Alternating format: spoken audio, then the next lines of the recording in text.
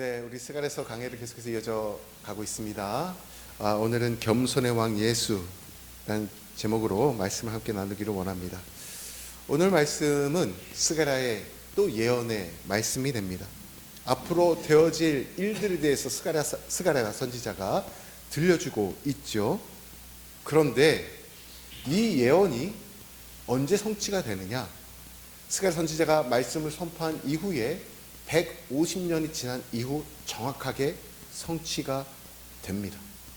예수님이 오시기 전, 스가랴가 말씀을 선포하고 나서 150년이 지났을 때 딱 이루어지는 것을 보게 돼요. 오늘 읽은 말씀, 다 이루어진 예언의 말씀을 우리가 듣는, 어찌 보면 또 특혜를 우리가 누리게 되는 것이죠. 오늘 말씀에 나오는 수많은 이방 도시들이 있습니다. 혹시 제가 앞에 그 연도를 적어놓은 표를 올려놨나요? 아니면 제가 삭제했을까요? 없죠? 네. 오늘 말씀 앞부분을 보시면은 여러 지역의 이름들이 쭉 열거되고 있는 것을 보실 수가 있어요. 근데 스가랴 선지자가 뭘 예언했냐면 그 나라들, 그게 예루살렘보다 더 북쪽에 있는 이방 민족 족속들이거든요. 근데 그것들을 하나님께서 다 멸하실 것이다라는 그 예언을 하게 되는 거예요. 그런데 그게 150년이 딱 지나서 전부 다 예언이 성취되는 것을 보게 됩니다. 누구에 의해서 이 예언이 성취가 될까요? 150년이 지나고 나서 마케도니아의 20대 젊은 청년의 왕이 등장을 합니다. 전 세계적으로 가장 유력했던 왕, 그게 바로 알렉산더 왕입니다. 그 알렉산더 왕이 등극을 해가지고 페르시아 제국을 향해 도전장을 내미는 거예요. 그리고는 점점 세력을 확장해가지고 이 이스라엘 땅 있는 곳까지 옵니다. 터키를 넘어서 이스라엘 땅까지 와가지고 바로 이스라엘로 들어오는 게 아니라, 예루살렘으로 오는 것이 아니라 그 북쪽 지역부터 하나씩 하나씩 점령해서 들어오게 되는 것입니다. 자, 그래서 제가 이 알렉산더가 여기까지 오는 과정 가운데 중요한 전 세계적인 전투가 하나가 있었는데, 그게 뭐냐면 이소스 전투입니다. 이 이소스 전투를 통해서 페르시아 군하고 전쟁을 먼저 펼치게 되는데, 왜냐하면 전 세계 기록으로 남을 수밖에 없는 게 3만 7천 명의 이 마케도니아 알렉산더 병사들이 10만 명 또는 구두로 전해질 때는 50만 명이라고까지 얘기를 해요. 그들과 전쟁을 통해서 승리를 하게 됩니다. 근데 정말 이 알렉산더 대왕이 특출했던 건 뭐냐면 꼭지점 전투예요. 꼭지점 전투. 이게 뭐냐면 전투할 때 왕이 맨 앞에 선봉으로 씁니다. 그 적진으로 쳐들어가는 거예요. 보통 우리가 알 때는 왕은 뒤에서 딱 마차나 전차를 딱 타고 전쟁의 그 상황을 보면서 진두지휘를 하는 것을 보게 되는데, 알렉산더 왕의 이 대왕의 전투의 특징이 뭐냐면 꼭지점이에요. 꼭지점. 그러니까 어떤 일이 벌어지냐면 동기부여가 됩니다. 군사들이 왕이 최선봉에 나가가지고 전쟁을 향해서 뛰쳐 들어가니까 그냥 동기부여가 돼가지고 3만 7천 명이 똘똘 뭉치는 거예요. 이 3만 7천 명은요, 그냥 병사가 아니라 특전사였어요. 특전사. 오늘날로 얘기하면 5.5m의 창을, 정확히 보십시오. 5.5m의 창을 맨 앞에 끼고 한 7천 명이 쫙 나열해서 나가는 거예요. 그러면 약간 좌우로 움직이는 게 부자연스러우니까 옆에는 기마병들이 또 호위하면서 나갑니다. 이런 전략 전술을 통해서 이 페르시아 전쟁에서 승리를 하고 터키를 넘어가지고 지금 이스라엘 땅까지 오게 되는 거예요. 자, 지도를 하나씩 보겠습니다. 이스라엘 북부 지역 위치가 저렇게 지금 넓게 퍼져 있잖아요. 그렇죠? 지파들 다 색깔별로 구분해 놨는데, 저 지도에 보시면 제일 먼저 어디를 점령하게 되냐면, 저 지도의 북쪽 지역은 현재 레바논 땅입니다. 현재 레바논이 저 북부 지역을 차지하고 있어요. 자, 넘겨주시겠어요? 자, 이게 현재 두로와 시돈 땅의 위치, 북부 지역의 지중해 끼고 있는 지역의 모습들입니다. 저렇게 아름다운 곳이죠. 첫 번째 지역이 하드락부터 시작이 됩니다. 저 위에 하드락. 네, 제가 이렇게 조금 보이십니까?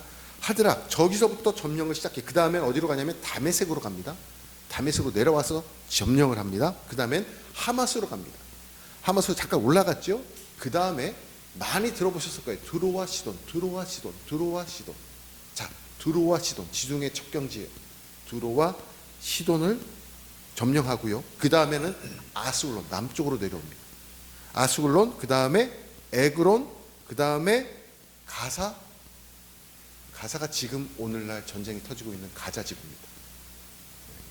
가자지구.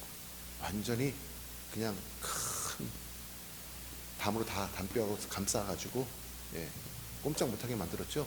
거기만 있는 게 아니에요. 팔레스타인들이 거기만 몰려 사는 게 아니라 사실은 예루살렘과 베들레헴 그 중간부 서쪽 부위를 더 큰 지역을 차지해서 살아가고 있어요. 거기도 마치 베를린 장벽처럼 담벼락으로 다 감싸져 있습니다.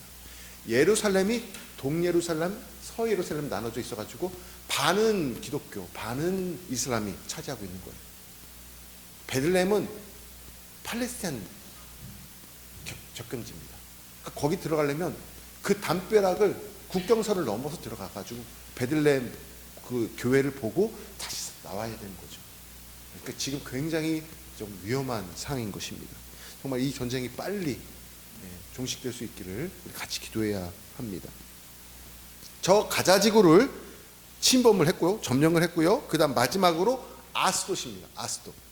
그래서 북에서부터 남까지 이 알렉산더 대왕이 스가랴 선지자가 예언했던 것을 그대로 150년 후에 다 성취하는 것을 보게 됩니다. 그런데 한 가지 특징이 있어요. 한 가지 특징이 있습니다. 다른 것들은 그렇게 오래 걸리지 않았는데 딱 하나, 두로라고 하는 이 지역은 전쟁이 빨리 끝나지가 않았습니다. 두로라는 지역은요 6개월이 걸렸어요. 장전. 아직 특전사들이 와가지고 대군이 와가지고 점령하는데 그냥 다 물리치거든요.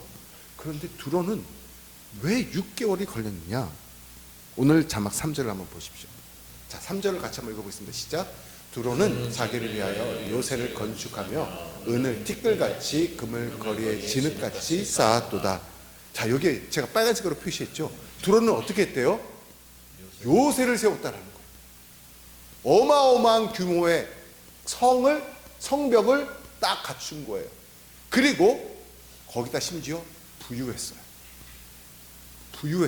돈이 있었어요. 그러니까 뭐든지 세팅해 놓고 준비해 놓을 수가 있겠죠. 방패막을 삼을 수 있었겠죠. 자, 대단한 도시였습니다. 두로가. 이 지중해 접경지였기 때문에 물류의 아주 중요한 접경지였어요. 그러니까 여기가 젖줄이야. 여기를 끊어야 돼요. 사실 페르시아도 이 두로와 시돈을 통해서 물류를 다 얻었던 거, 공급을 받았던 거예요. 그러니까 이 알렉산더 대왕이 여기를 끊어야겠다는 거죠. 페르시아로 가는 것도 끊고, 그 다음에 본인들도 전쟁하려면 뭐가 필요해요? 물류가 필요하죠. 제일 먼저 식량이 필요하죠. 전쟁할 것들이 필요하죠. 무기가 필요하죠. 그걸 공급받을 수 있으면 이 해상을 통해서 공급을 받는 거예요. 저게 그 모형도입니다. 실제 두로의 섬에, 두로가 섬이었어요. 원래는 섬이었어요. 그래서 그때 당시에는 저렇게 섬으로 성벽을 둘러싸고 있으니 난공불락성이죠. 배를 타고 가야 되잖아요. 아무리 37,000명이 있어도 배를 타고 가는데 뭐 몇 명이 이렇게 갈 수밖에 없잖아요. 그러니까 이게 안 되는 거예요. 그런데 알렉산더 대왕이 어떻게 했을까요? 알렉산더 대왕이 방법을 생각해냅니다. 어떻게 했느냐? 지금 저 지도 보시면 섬하고 지중해 연안 두로 지역하고 점점점점점 연결된 거 보이세요? 이거 다시 한번 다음 사진 넘겨주시겠어요? 다음 사진 넘겨주시면 저렇게 땅을 파다가 간척 사업을 하는 거예요. 땅을 퍼다가 바다에다가 넣고 그리고 타워를 세워서 거기다 포를 설치하는 거예요. 그렇게 점점점 조금씩 매일 다가오는 거예요. 저 거리가 몇 미터였냐면 800미터였어요. 800미터를 6개월 동안 쌓은 거예요.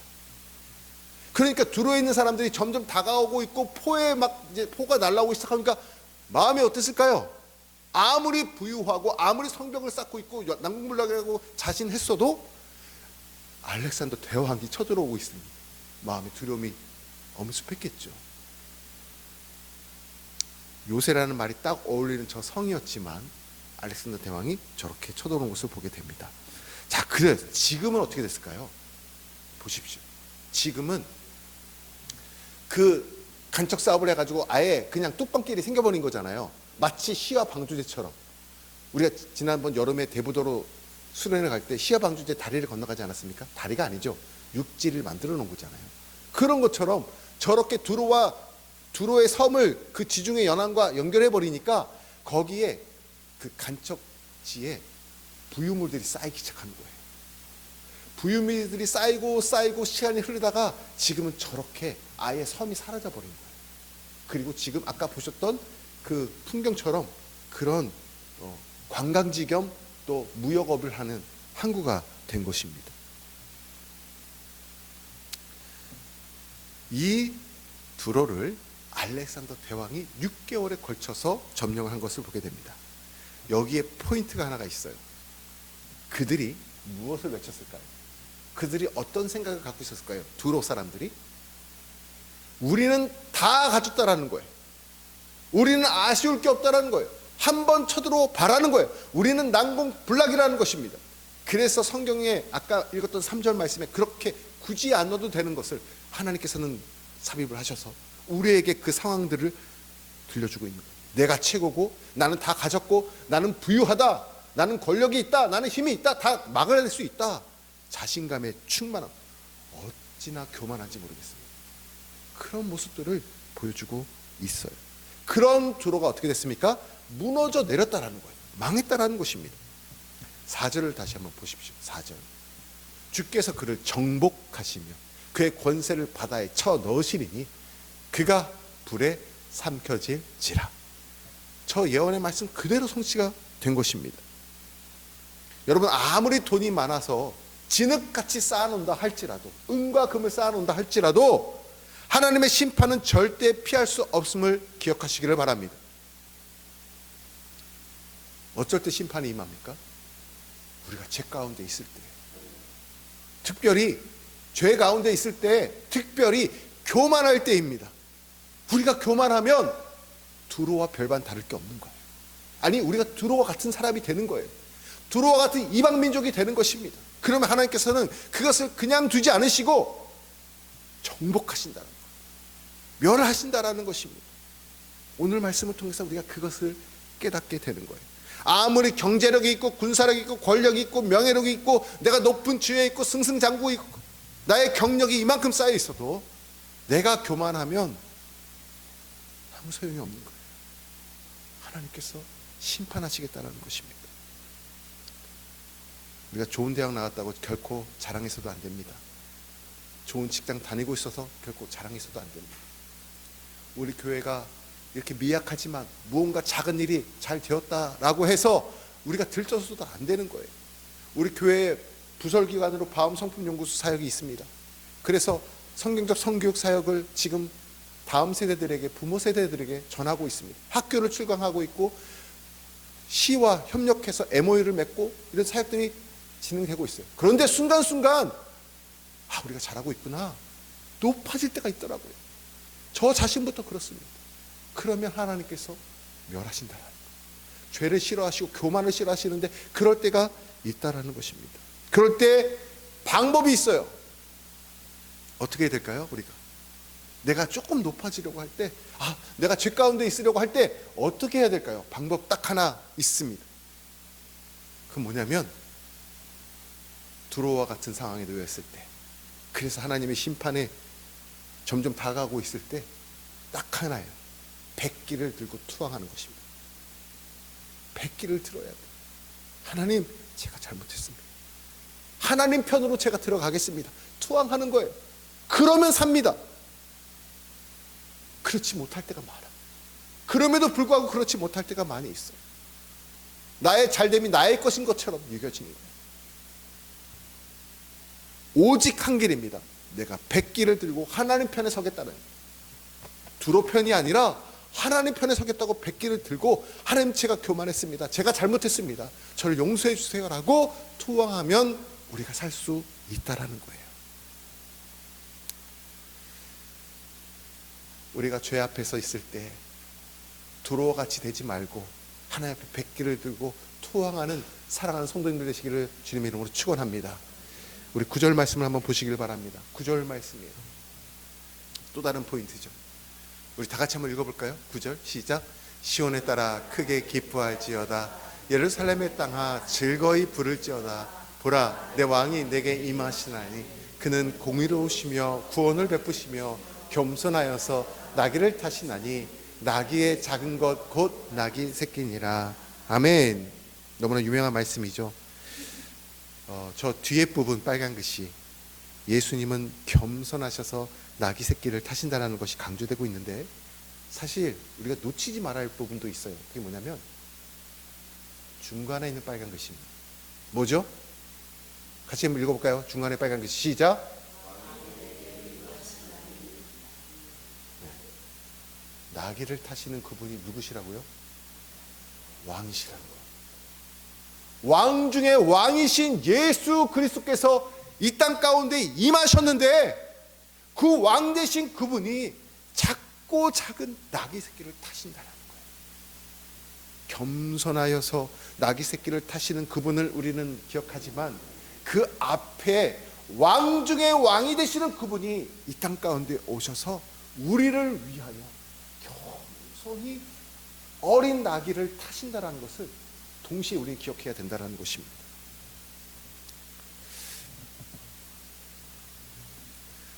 공의로우시고 정의로우십니다. 오늘 본문에 보면 이 말이 나와요. 근데 그분이 우리에게 구원을 베푸시는 왕이시라는 것이죠. 이 부분 강조합니다. 예수님은 나를 구원해 주실 구원자시지만 그분은 왕으로 이 땅에 오셨다라는 거예요. 그분은 왕이십니다. 우리가 이 부분을 잊고 살아가서는 안 된다라는 거예요. 이 말씀을 붙잡고 제가 저에게 질문을 드리겠습니다. 여러분은 정말 예수님을 나의 왕으로 섬기십니까? 정말 예수님을 나의 왕으로 섬기는 자는 충성합니다. 순종합니다. 정말 예수님이 나의 주인이시다, 나의 구주시다, 나의 왕이시다라고 고백하는 사람은 하나님 말씀 앞에 충성합니다. 교회 부르심에 순종하게 돼 있어요.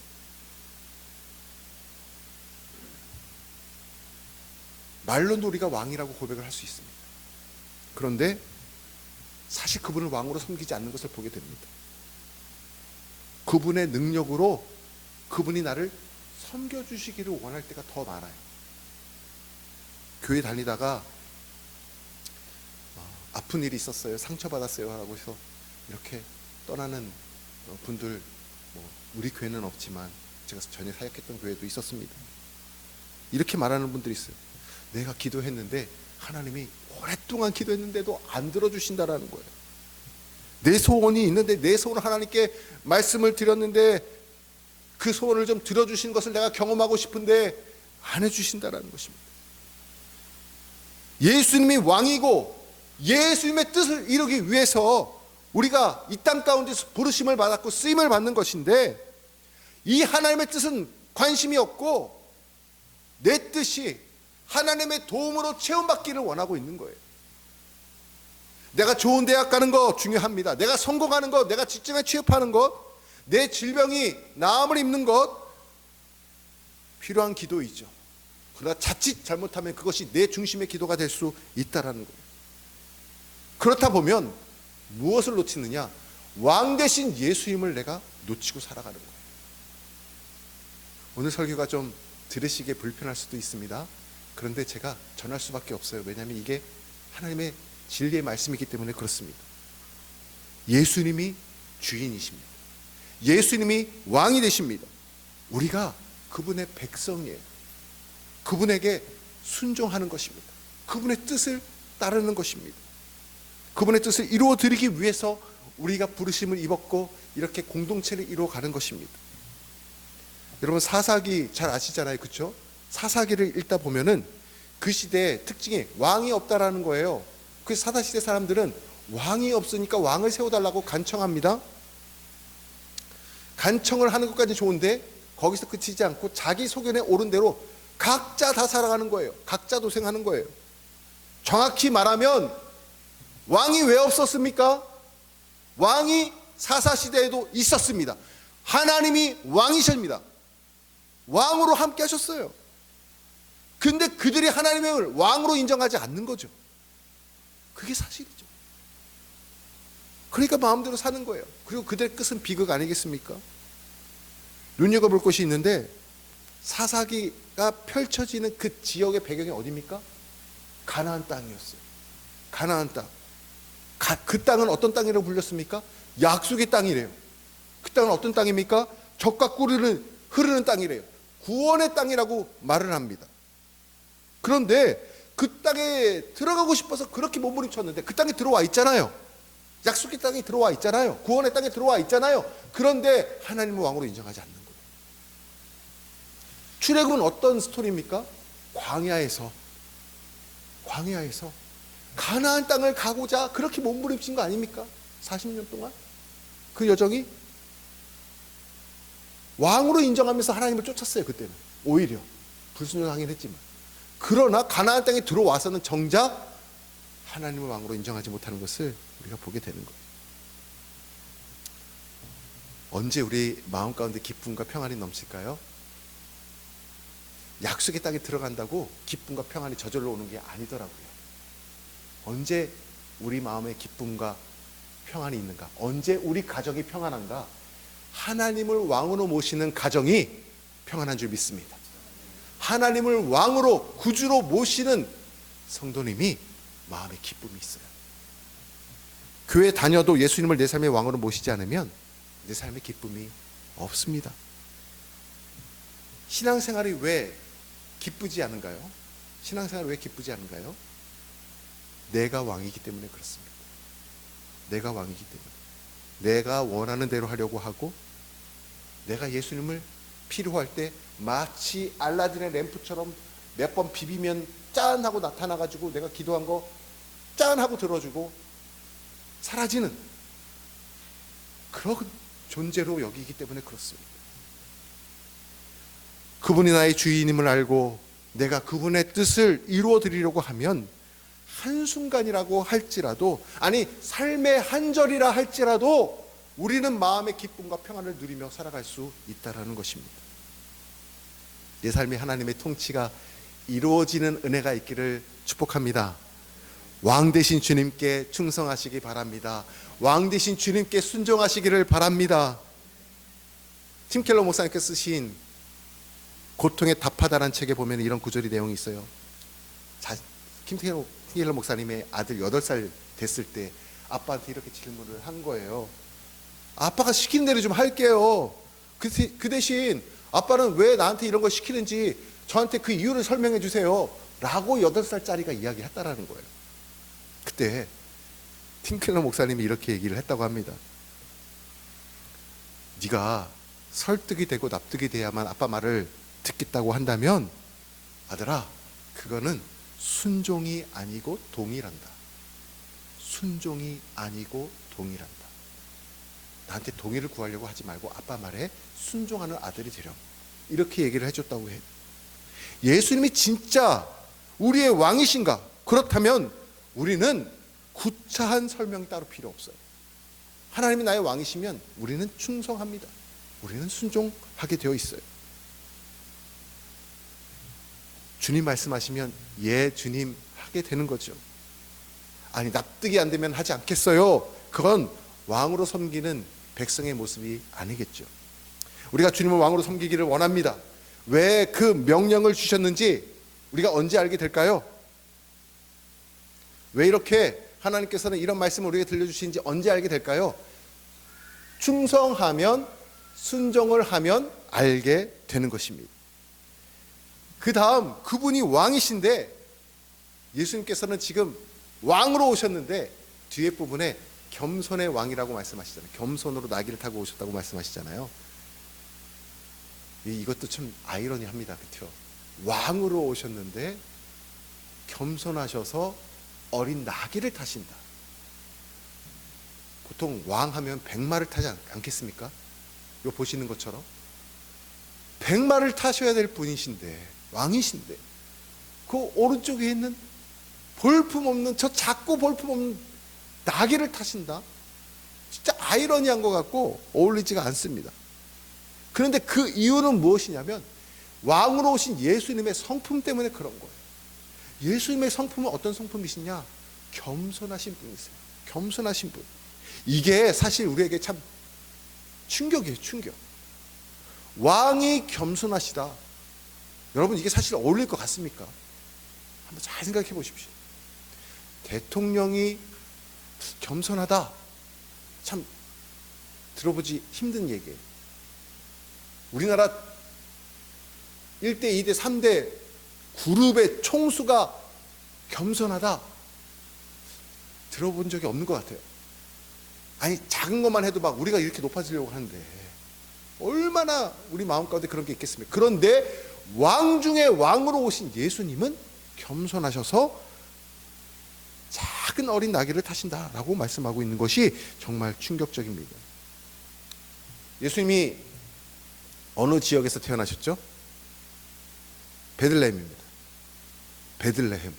여러분, 베들레헴이요, 그래도 성경에는요, 큰 성읍, 이스라엘 땅 가운데 큰 성읍들이 몇 군데가 소개되고 있어요. 니느웨도 큰 성읍이라고 말씀하고 있고, 예루살렘도 큰 성읍이에요. 이렇게 큰 성 바벨론이라는 것도 언급되고 있습니다. 그런데 예루살렘 한 9km 정도 떨어져 있는 작은 마을 베들레헴에 예수님이 나셨다라는 거예요. 근데 그것도 그분의 성품 때문이에요. 베들레헴이 얼마나 작냐면 여호수아서 15장에 보면은 유다 자손이 받는 땅의 목록들이 쭉 열거돼요. 그런데 여호수아서 15장에 보면은 100개 지역의 이름이 나옵니다. 유다가 받는, 대부분 좀 그래도 큰 성읍들이겠죠. 100개 정도 되면은 그 끝 정도 돼서 베들레헴이 언급돼야 될 거 아닙니까? 예수님이 나실 정도인데. 근데 100개의 순위에 들어가지 못해요. 베들레헴이 정말 작습니다. 정말 작은. 그 작은 마을에 어디서 태어났습니까? 여인숙도 아니에요. 어느 큰 집도 아니에요. 2층 집도 아니에요. 그냥 집도 아니에요. 집도 자리가 없어가지고 마국간에서 태어나셨단 말이죠. 정말 겸손한 왕으로 이 땅 가운데 오신 예수님의 성품을 우리가 보게 되는 거예요. 겸손한 왕 중에 왕, 겸손히 나귀 새끼를 타고 오시는 왕. 이것이 왜 복음이 될까요? 이것이 왜 복음이 될까요? 모순된 말처럼 느껴지는데 어떻게 왕 중에 왕이 겸손해서 이 땅 가운데 오시냐 이거죠. 세상에서는 왕 앞에 겸손이란 수식어가 붙이는 게 어색합니다. 이상해요. 낯섭니다. 심지어는 제가 제 이름 앞에 겸손한 김영만, 어제 말씀을 준비하다가 붙여봤는데 저도 어색하더라고요. 여러분 한번 따라해 보시겠어요? 다 같이 해볼 텐데, 겸손한 본인의 이름을 한번 넣어서 한번 이번에 같이 말로 한번 선언해 보는 겁니다. 다 같이요. 시작. 겸손한 김영만. 저기 못하는 분들도 계시네요. 겸손하지 못하다는 뜻이에요. 못하겠어요. 어색하잖아요. 저도 진짜 어저께 어색하더라고요. 그런데 우리 예수님께서는 겸손한 왕으로 이 땅 가운데 오셨다라는 것입니다. 여러분, 무언가 내가 자랑하고 싶은 것이 내 안에 있어요. 불현듯이 그게 올라옵니다. 근데 어린 나귀를 타고 오신 겸손한 왕이신, 왕 중의 왕이신 예수님을 꼭 기억하시기를 바랍니다. 왕 대신 주님의 은혜로 우리는 1부터 100까지를 다 누리며 이 땅 가운데서 살아가고 있어요. 그러니 감사할 수밖에 없죠. 그러니 그 은혜를 자랑할 수밖에 없죠. 뭘 자랑해요? 주님께서 우리에게 베풀어 주신 그 은혜를 자랑해야죠. 십자가의 사랑을, 날 위해서 피 흘려 죽으신 십자가의 보혈을 자랑해야죠. 그런데 내가 올라와요, 자꾸.